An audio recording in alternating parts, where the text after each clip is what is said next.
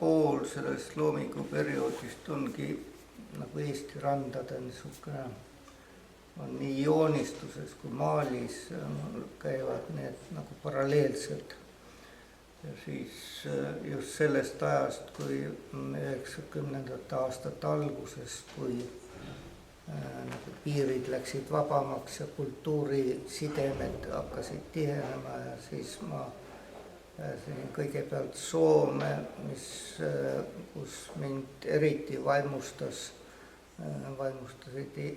Soome nagu graniitkaljud.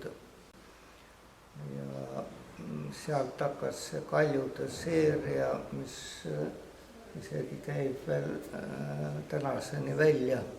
Ei arvanud, et nii palju saab töid välja panna. Aga sul oli siis kaasas need nii? No jah. Kohame sinna kokku panna. No väga tore. Olid seal selles Tammgaleriis ja niimoodi. Palju õnne.